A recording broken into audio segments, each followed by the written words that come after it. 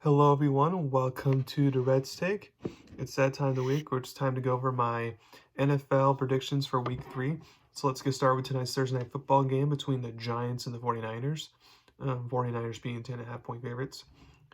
Just as a heads up, by the way, the primetime matchup this week's are not appealing or sexy on paper. So hopefully a game like this, for example, ends up being interesting, but I don't think it will. The Giants star running back Saquon Barkley is out for this game, and he is essential to their offense. I feel the 49ers defense should shut them down, especially since the Giants offensive line has been leaky the first two starts. Then on the other side of the ball, the Giants have not looked sharp as expected on defense. So to suddenly defend one of the top offenses in the NFL is not great odds. Not only do the 49ers win, but they cover the spread, and it could be an ugly game. I have 49ers winning 34-10. Next, you got the Colts versus Ravens. Ravens 8-point favorites. If Colts quarterback Anthony Richardson clears concussion protocol and plays in this game, I think it could be interesting since they're both similar type of quarterbacks. But I'm going to assume he's going to be out this game, and therefore the Ravens win this game. Probably cover the spread, so I have them winning 20-9. Titans versus Browns. Browns 3.5-point favorites. This one's one of the low-key intriguing games for me. Now that the Titans will be facing a better defense like they did in Week 1, where Tannehill struggled with 3 picks, how is he going to look? For the Browns, with no Nick Chubb, can they run the ball well on the Titans with Kareem Hunt that they just signed being back, and Ford, who they had to run last week in the game? That's a big question mark. I do think that the Browns quarterback Deshaun Watson will, especially since he's been struggling throwing the ball, he's going to have to use his legs here in order to move the ball in this game.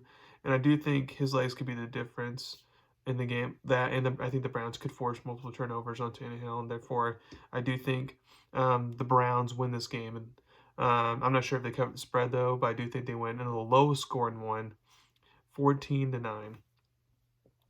Broncos versus Dolphins. Dolphins 6.5-point favorites.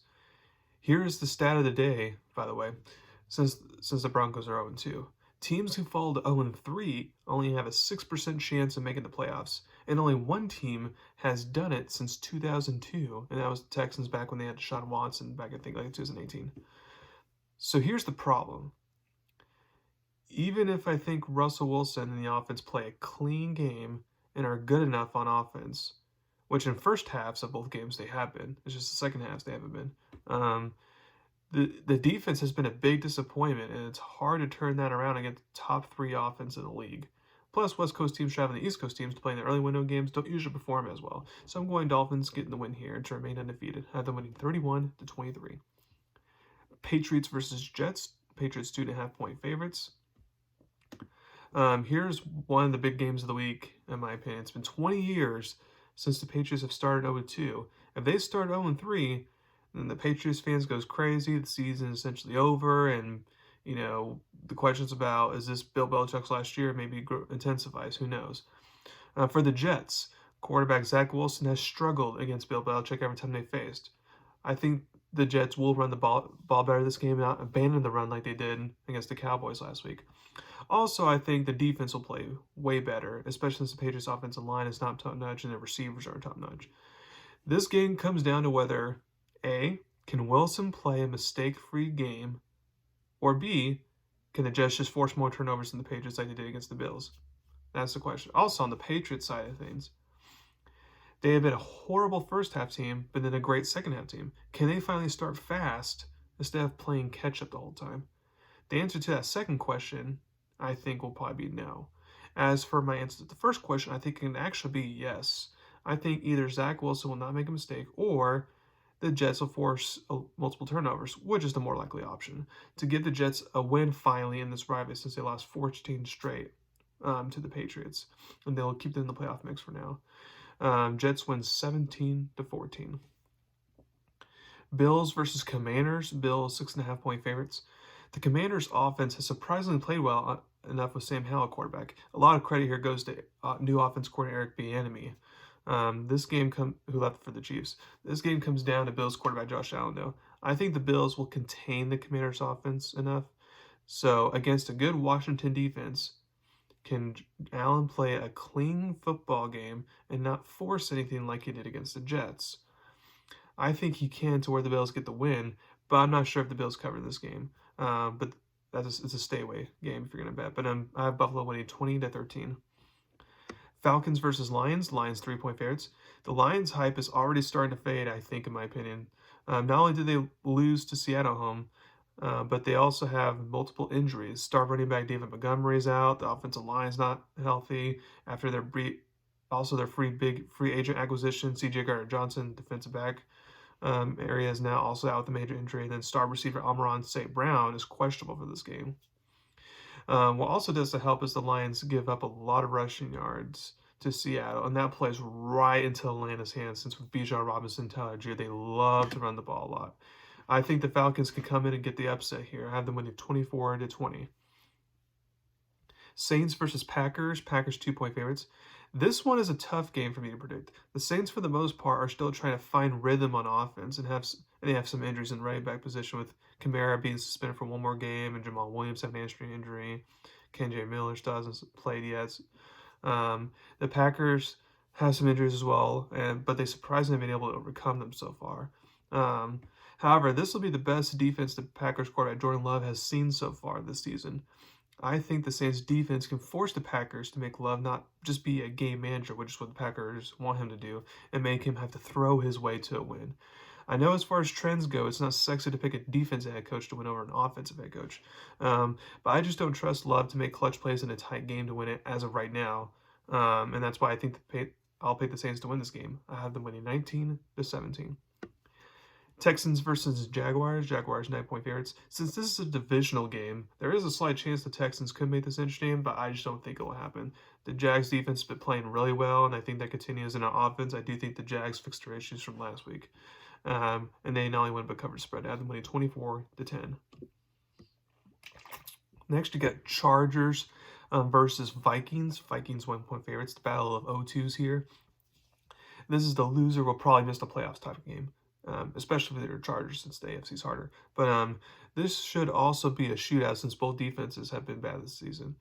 This is the type of game where whoever has the ball last may win it. I think it comes down to this. The Chargers have not turned, despite being 0-2, the Chargers have not turned the ball over all season long. Minnesota has done that 7 times. If the Vikings turn the ball over, the Chargers will win this game automatically.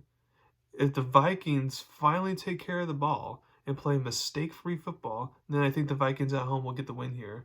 And I think the latter is what will end up happening as Brandon Staley's hot seat for the Chargers warms up even more.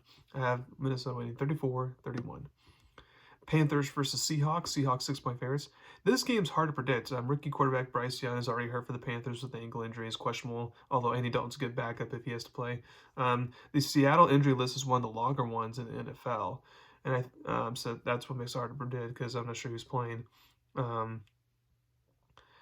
think at home they get the win since Carolina's not an explosive offense, but the Panthers defense will keep it close. I have Seattle winning 17-13. Cowboys versus Cardinals. The Cowboys are heavy favorites in this game, obviously, and heavy favorites are dangerous in the NFL. Meaning they tend not to cover the spread a lot, assuming they win the game. So far, Arizona's been a pesky and been competitive in both games so far, and both the losses have just been by one possession. I think this is where they may get finally blown out. I do think they can make it close in the first half, but second half, Dallas and that defense will just be too much. So I have Dallas winning 38-13. Next, we got the Bears versus the Chiefs. Chiefs 13-point favorites. Things don't get any easier for the Bears. The Chiefs' defense has been great, and I feel that Justin Fields will continue to struggle in this game. Then on the opposite side, I feel the Chiefs' offense will finally look better against a bad Bears defense, whose defense coordinator has already resigned after 2 games, so not great.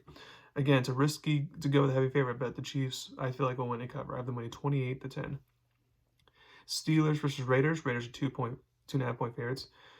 Okay, Steelers' offense has not been good so far. The 49ers and Browns have good defenses. While the Raiders have a good pass rush, they are not overall a great defense. And if the Steelers continue to struggle on offense against this team, that's a big issue. Another issue is without nose tackle Cameron Hayward. He didn't play last week because of injury. The Steelers' rush defense was atrocious. Nick Chubb was getting anything he wanted before his injury. I feel Raiders running back Josh Jacobs will have a good game, which will make things hard for the Steelers, in my opinion.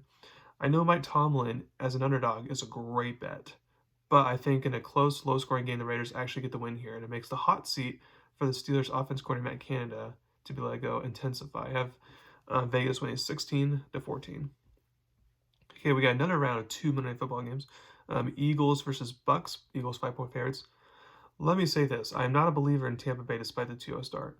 However, they can make things interesting in this game. The Eagles defense has a lot of injuries, especially in the secondary. It's not looking good.